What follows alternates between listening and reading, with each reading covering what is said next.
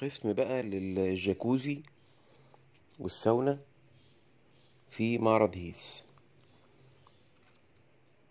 هو طبعا انت تقولي طب ده ايه علاقته اصلا بالمطاعم بالموضوع؟ يعني ما هو المعرض للمطاعم والفنادق. ودي ايه دي بقى؟ ده كرسي حلاق ده ولا ايه؟ اه، ده تقريبا كرسي مساج للرجلين. اه والله شبه كرسي الحلاق. طيب ما علينا. بصوا، هو الموضوع كبير يعني. وشيزلونجات اهي باشكال مختلفة. اه، شيزلونج اللي هو اللي فات ده بتاع المساج، بنحط دماغه في الدايرة اللي مفتوحة دي. ده الجاكوزي بقى.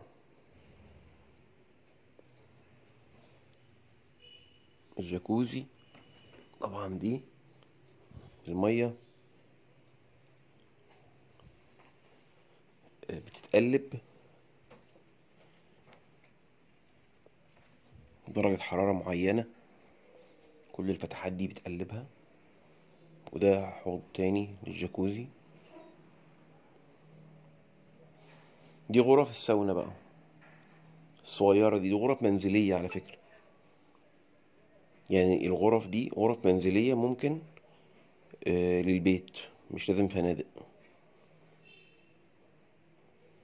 بس مش عارف هو الواحد يعني اصلا هيعمل ساونا في بيته ليه؟ بس ما علينا. آه، مظبطين الحمام بالقوة اساسا. دي سراير اهي ومراتب.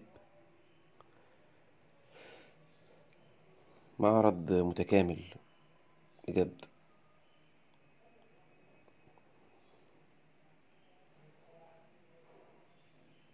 الجولة فيه ممتعة بجد، بتستمتع بكل حاجة، بتشوف أحدث حاجة في كل مجال. كل مجال بيوري لك إيه أحدث الموديلات اللي طلعت فيه. تحفة. قسم بقى للجاكوزي والساونا